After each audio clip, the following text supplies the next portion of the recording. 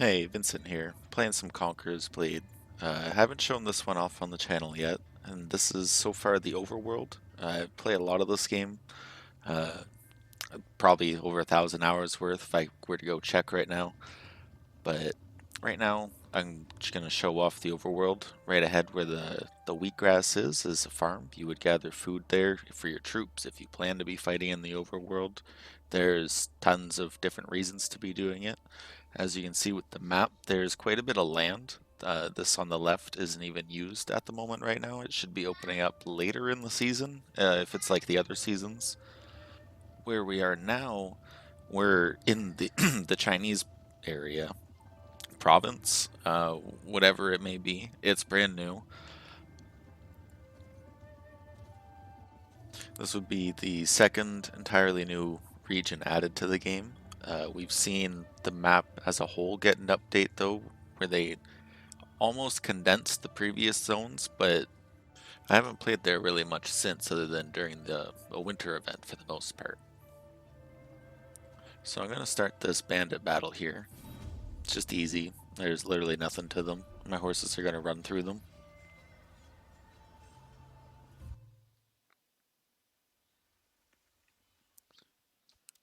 I'm going to use my CFS or CFS. I don't know. I've never said that word out loud.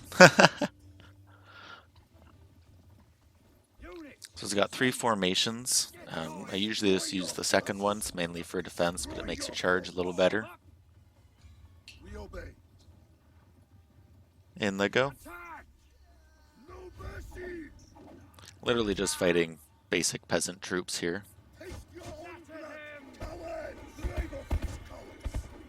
It's one of 3 dailies I normally hop on and do. I did the other 2. I was trying to improve the video quality, but I couldn't really do too much with it. I can't tell if it's just the settings or the game itself. Quick victory. And the match screen looks the same no matter what mode you're in. Just the numbers on it are different.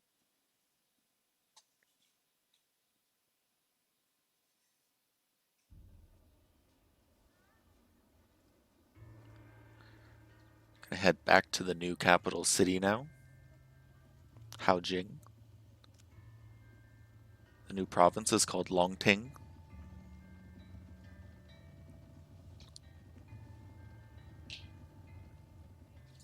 This abandoned camp up here was one of the other 3 dailies that are easy overworld ones to accomplish.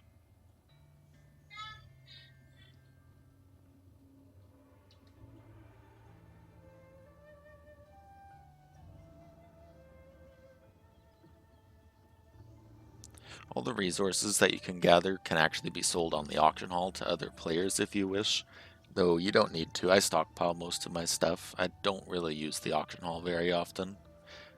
Players may own capitals such as Haojing, but maybe not this one. It says it's AI. I don't know when capitals open up in this season to be attacked, but they do. Players may own towns as well, and villages. They are much easier to accomplish ownership of, though you'll probably lose it to a bigger house. Houses are essentially clans in this game. I can't recall how much they can go up to, but you can form alliances with other houses, thus bolstering anything you can really do in the game. Lots of the game is based in houses or territory wars. I don't really play in that much anymore. I just sit in the capital cities like this and use the matchmaker.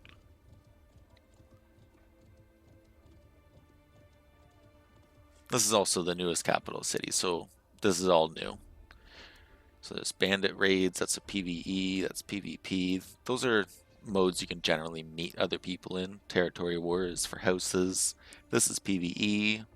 Events are time-based. Rank battles, I'm not sure when they open. They are fun, but I feel like if you miss a day or a weekend of playing it, getting into a match just doesn't really seem to happen. So I'm assuming this season's going to be the same, and not much has changed over the past few seasons. But we'll see. We'll get there. If you don't want to be in a legion, or I mean a A clan with other people, you can still play with people in a clan in cohorts where you're kind of playing with the computers, but you're playing with people at the same time. Not really sure how to explain that, but as long as you're an active player, you remain in the house, and you look like you play the game, but people will tease you about it. This game is also free to download and play, so as long as you have a PC, you have free access to hop on and get into some of this. It's got MMO elements, but I consider it an action RPG, RTS, just it's obviously a third-person game. There's 12 different weapon types. They just added the Pike this season, and that's what I'll be using for this battle. I'm not really sure what I'm doing with it yet, but most of its moves chain into each other, or all of it does.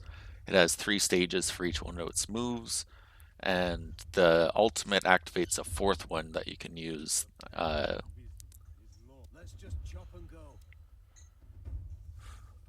Let's see, this easiest way to name off some of the other weapon types is to just name what's right in here.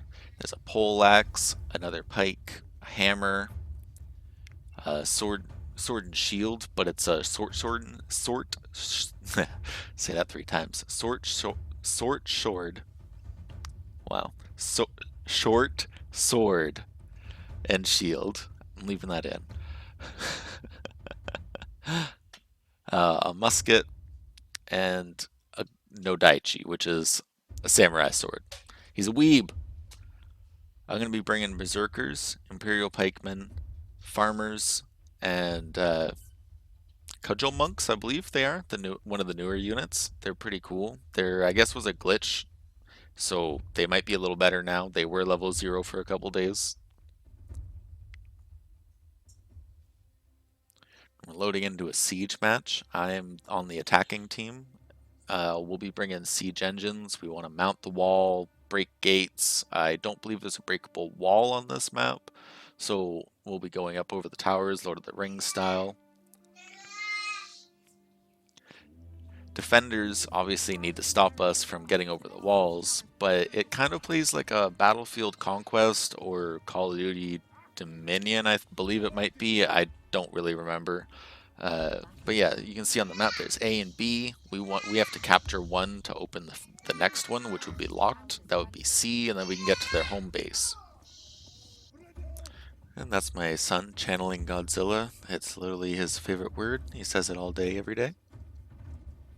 Now I'm going to try and go play by play in the match here. As I was running up, I threw my peasants over to the battering ram. They are marked by the yellow icon. That's always going to be my troop. Well, your troop would always have a yellow coloration to it, where your allies will always be blue and your enemies will always have red to them. You can actually apply cosmetics to them. It's kind of nice. So there goes up some ladders. There's quite a few around to put up. You can put troops up them the same way I put my troops onto the battering ram, and players can climb them as well. It's a pretty good flanking move, but it's generally safest if some of your own teammates come with you, let alone some troops. As you can see on the map, there's a plus sign or a cross right near where my cursor is running from. It's actually a supply point, and that's where the enemy is bringing in fresh troops from. So if they end up losing their troop, they'll be running back there to get more. We can capture that and use it ourselves if we could have gotten in there. Siege tower is almost up there. Their ranged heroes are trying to do a bit of damage. It's usually peasants that push the siege machinery up anyway, so it's not a big loss. You can tell peasants by their gear. They obviously look like farmers and whatnot. Those are mine down there, like I said, with the yellow.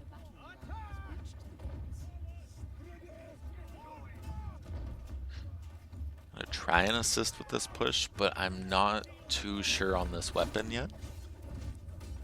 Like I was trying to say earlier, the second move seems to have a lot more impact in your combo choice than the rest of it does. Q adds armor pen, and that's pretty much the one I go for, although the R move has a lot of knockbacks. We are being trebbed by our own team right now. Attackers also get trebuchets, and every player can fire them once, but a lot of people will fire them at the siege towers, thus killing their own troops, allied heroes. All that damage I just took was from that trebuchet.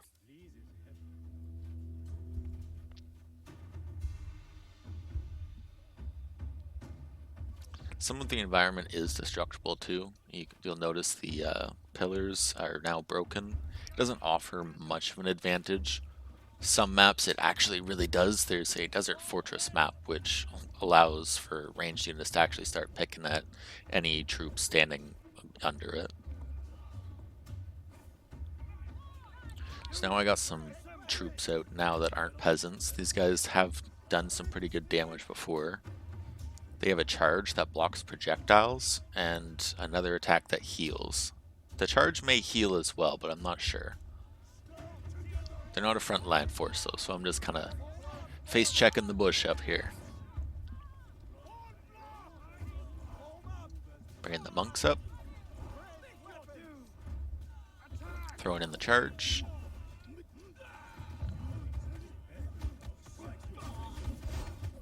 All of their moves have cooldowns, even something simple like a brace has a 2 or 3 second cooldown. Unit abilities, that is. All hero abilities do have cooldowns too, for the most part.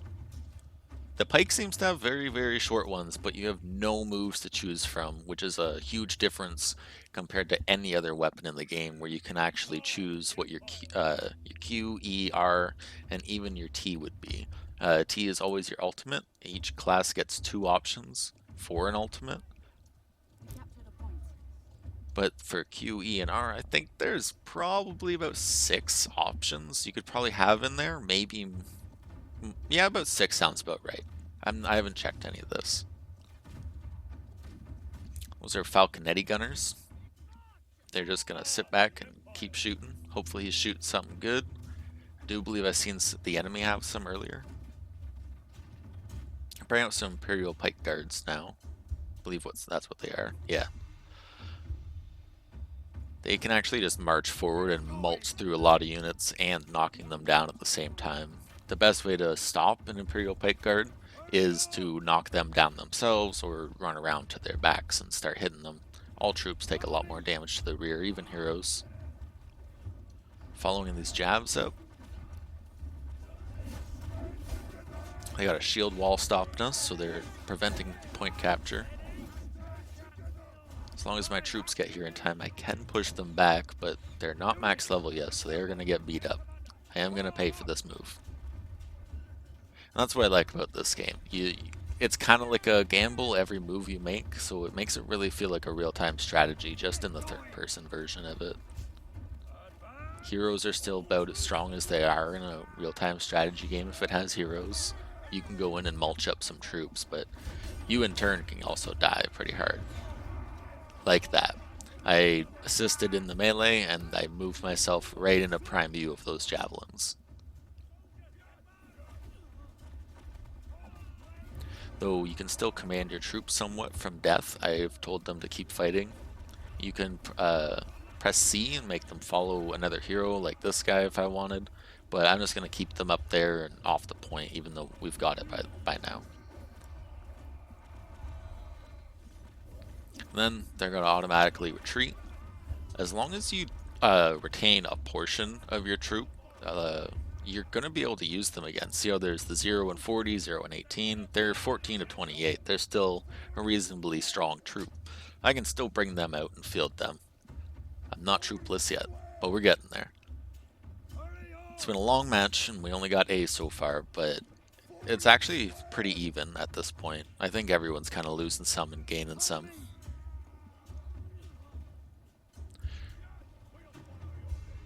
Another unit I've never said the name of out loud, so we're going to call them condos. The melee infantry in front of me. They have a charge and a shield bash attack. They're actually pretty strong. I believe last season, most melee infantry got a pretty big, or at least reasonable buff across the board. Shock troops feel like shock troops now. I prefer the squires though for any sword and shield infantry. They seem to really bring bang for the buck, especially because they're only a blue unit. They're for prolonged fighting. Compared to most other troops, they prefer their charge.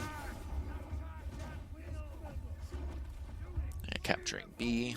So as you notice, it plays like any other capture game mode that you would think of. Just, you've got troops now. You can move them pretty far. I won't be doing that in this video. I try and keep them near me or holding a choke point while I'm playing. So we're going to put these ladders up. It gives our archers or archer units a moment to hit their heroes if they're going to go near it and try and kick them down. Any poke is good poke. So because they're moving, I'm actually going to follow them up. Looks like they got some shields waiting for us here. Alright, let's do it.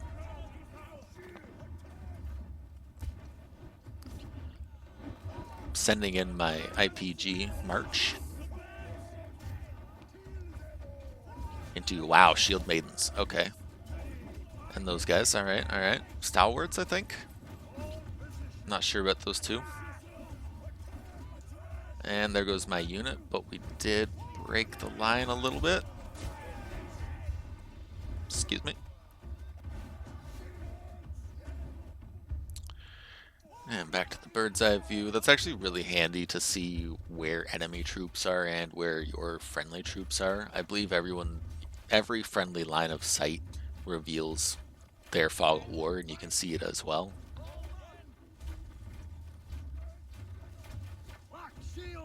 Always good to know where the front is. That's also a newer feature. I can't remember when they added it, but I use it a lot. And you are completely vulnerable when you do it, so you got to make sure you're in the right spot when you're going to look, or someone's just going to start come chopping at you.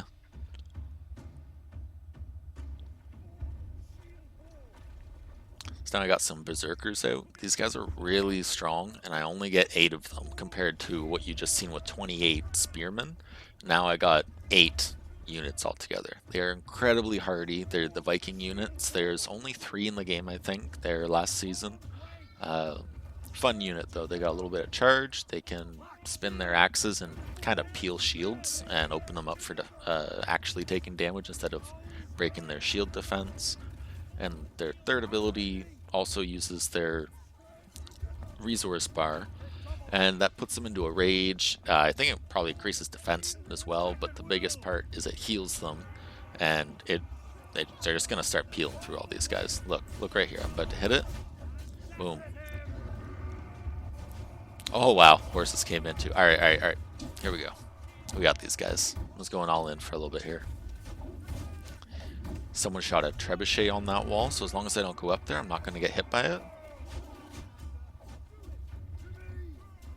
Oh, one of my guys got hit. Okay. Guy back. Guy back. Go. I'm going to die to the poison. But we'll see what we can do before then. So I got 6 men. Launch my own trebuchet. But I didn't. Okay. Yeah, I'm dead to the archers now. I should probably have used the 3, but I didn't. Just make my men fight it out. We captured the point. Now we just got to get home base. We're almost there. Almost to a victory. Here's our musket user. I actually use muskets a fair bit myself. Another pike user.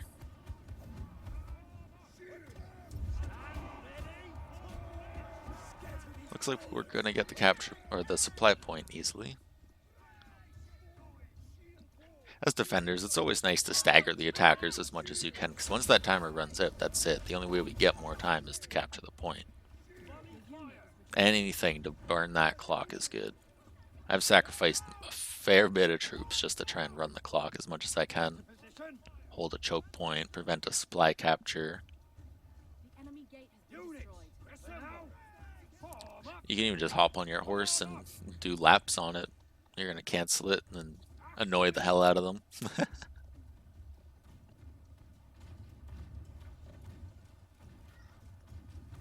Still got the Falconetti firing, and we're currently capturing.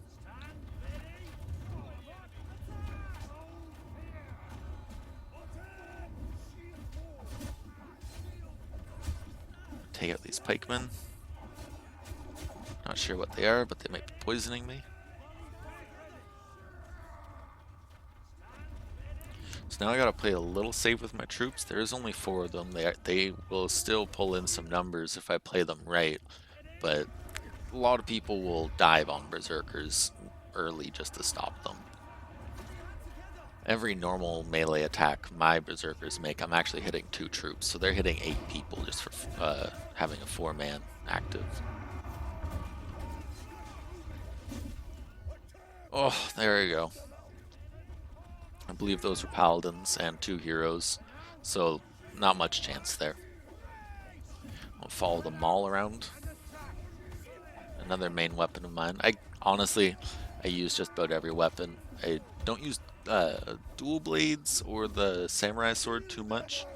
I don't even know what their good combos are yet. I'm literally still learning those weapons.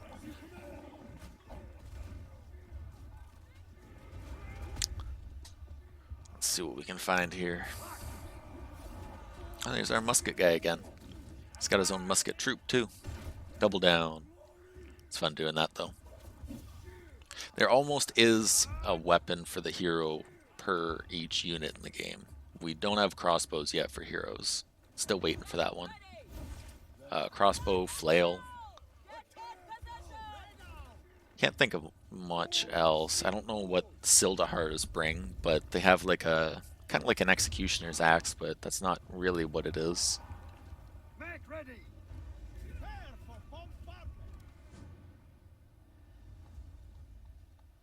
Alright, 4 minutes. Let's see it. I still got a siege. You can bring and deploy your own siege equipment. So right here, I could just drop it. We're getting hit hard there, though. Someone's got a rocket launcher. I'm not quite sure what they are, but it shoots rockets. We're going to go up the wall and see what we can do.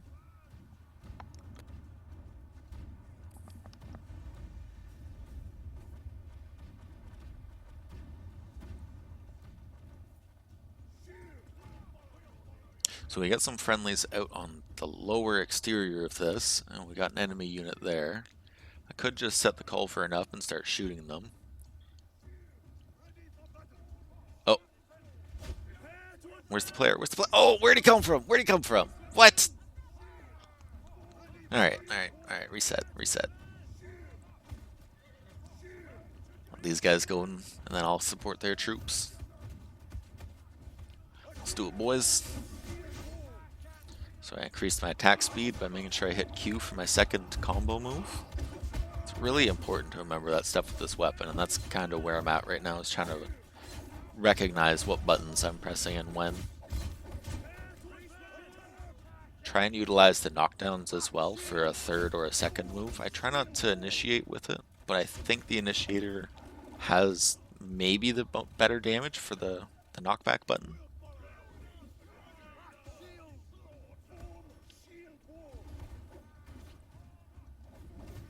Start taking some stuff out. Yep, someone else is too. Alright. Oh, I think it just despawned. Alright, it's fine. Take out some gunners. Shots aren't like one for one in this. Like, there is shot deviation and whatnot, and it's worse, or I guess I should say it gets better based on the rarity you have. If you're using like a green cannon, it's gonna shoot lower. It could lean to the left or right, but it's not consistent either. But then you start getting into like blue items or even a purple item. Like purple is pretty much 1 for 1 where you're gonna shoot and it's gonna go further as well. But I generally use blue items because they're a good middle ground between the blue, green and the purple rarities.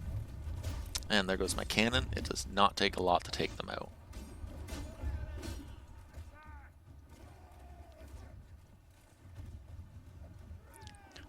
Got a minute on the clock, basically. See what we can do. Might have entered this little battle here a little late. Yep. So he's firing a Hwacha launcher.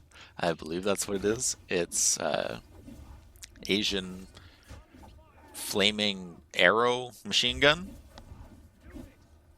Yeah, I just said that. So I've got 50 seconds. I will not be making it back in, so we're just going to watch everyone. Going to hopefully move from the gate over to the capture point, but you never know.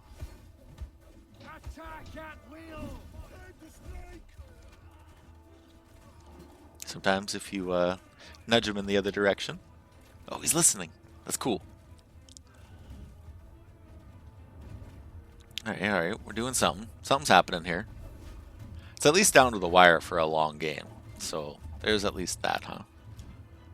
Oh, look at this guy.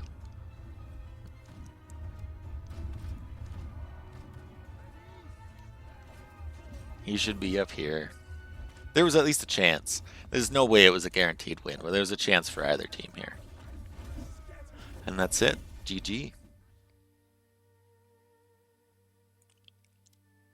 I hope my unscripted rant wasn't too bad. I do a little bit of script and a little bit of ranting. Sometimes it's easy, sometimes it's not. It's been a while. Look at that beautiful sun. Look at that. There's a handsome sun right there.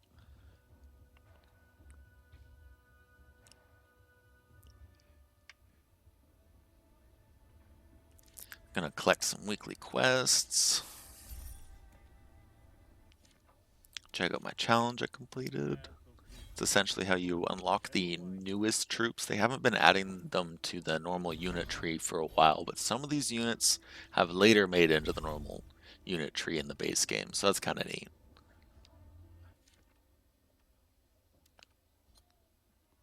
Repair some gear, because that stuff breaks over time and either becomes useless or you refurbish it essentially. And for now, that's going to be all. Thank you for popping by. I hope you made it here. I've been Vincent. Peace.